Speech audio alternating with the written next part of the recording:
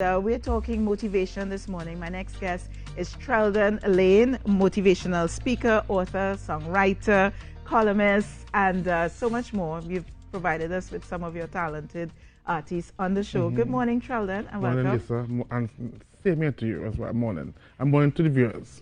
So you've always been telling me, Lisa, I want to come on the show.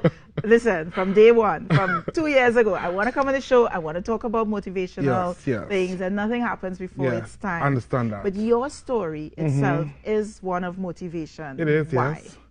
Because we all have obstacles in life, and nobody can safely say we never had obstacles. And I had my own ups and downs, because we all go through ups and downs.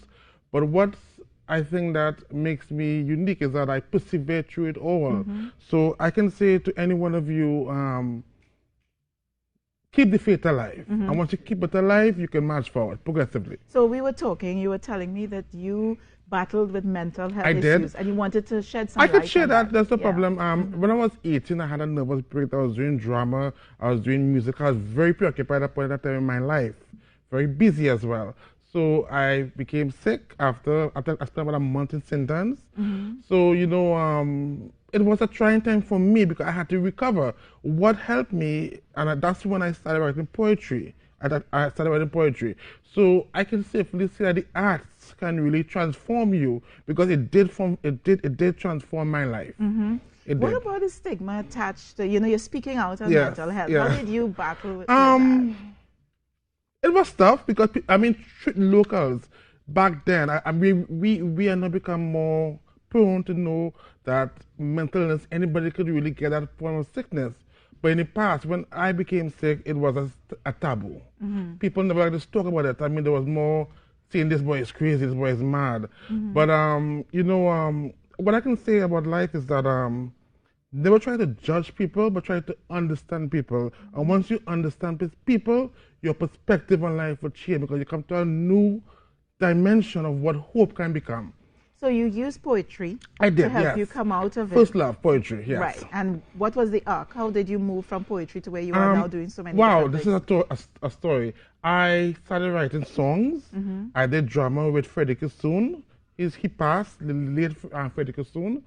And then I started, I was teaching in a school called Capichaiba East Secondary. And the principal saw that I was encouraging the students. So he told me that's a motivational speaker. That's what they do. I was like, what? I wasn't aware about those things. So when I researched, I said, so I started to live myself as a speaker, as a motivational speaker. So that school taught me to become a speaker. Yes. So where do you go with your motivational speaking? I go to whoever wants to hear me because, you know, we're on lockdown right now. Nobody can really meet like face to face. Correct, yes. So whoever wants to hear, I'm always open. The last one I did was for, I think, a school down south. I did a pep talk with a guild school. I did a public school right now, but I did a talk there. And it's my whole brand, I believe, is to encourage and to inspire. And you've written 2 books? I did, yes. Tell me about it. Yes. I've written 2 books. The first one is Rise Up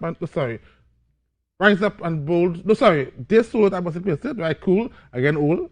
This Soul I Must Replace It. And the second one is Rise Up and Bold Forward. And at present, I want to gather all my articles and put it in a book. Because you were a columnist with The Guardian for a while. I was, yes. So where does it come from, this inspiration for you to charge forward and inspire, motivate people? I think it's a love. Because ever since I was growing up, I always like wisdom. I can tell that off the bat. Whoever know me, sincerely know me as an individual, I've always been an inspiration. I love motivation. And I remember very young, I go to the hospital and they have anything wires on the wall. I see like, fix my eye and read it. So I love wisdom. And listen, let me tell you something. You are the first person to ever interview me in my life. Really? I came here, yes. Back then I think it was Layne, yes. Really? So you were the first. So you got me first. Wow. You got me first, I don't yes. remember it. We get old. But we get old. but we get old. But look that at is that, like, and we're the here first, today. Yeah. first interview I did was a decision. Very first in my life. I was young. And So, go ahead, sorry. What would you say to young people now grappling with issues, whether it's mental health, depression, or just, they just have certain issues that they can't put a handle on? What message would you give to them? That there's always hope. And sometimes when you think there's no hope, hope is always there. I want to say this, and this is some quotes I've written. We all grow, and even if it's an inch of progress, it's still called progress, meaning that progress can be made once you persevere. Also, anything that you do judgmental, you're going to have problems with yourself, because if you're always judging people and criticizing people, you cannot be a happy person. You're criticizing. I'm with you on that. You can't be happy. So once you're judgmental, finding faults, you're gonna be angry. You have anger in your heart. That's why you learn to embrace. Lisa, you are doing that through your show, and that's why I love your show. Once you are truly happy, all you see is joy. Yeah. I'm sure you can relate. Yeah, Once you're happy, you see joy. Yeah. Also, if someone is, this is a serious one, if someone is happy, they will also make you happy. Yeah. Because the reason why happiness is contagious. Yeah, and it same starts way within. it comes from in. Yeah. You can't have something outside and it has to come from in. Yeah. It comes from in, yes. Absolutely. So what's next for the future? Because you're managing artists. Yes, I see people yes. putting up that, this Yes. was organized by Treldon, Layne. Oh Lord, you're and seeing that. seeing your name everywhere. Yes, So yes. what's next for you? Promotions, Gael, I got a show from Gael. You did? I did, yes, a Congratulations. talk show, yes. And me and Errol, we're going through the procedure of it. Yeah. It's a motivational show, a half-an-hour show. And, Congratulations, yes, Treldon. I think my first guest is college boy Jesse. Well, congratulations to you and Errol. Appreciate it, yes. Okay, so that's the future for you. Yes. And you continue with your various businesses as Definitely, well. I definitely will persevere, because as I said before, life is progress. Yeah. It's about making progress. And you're going to continue to write?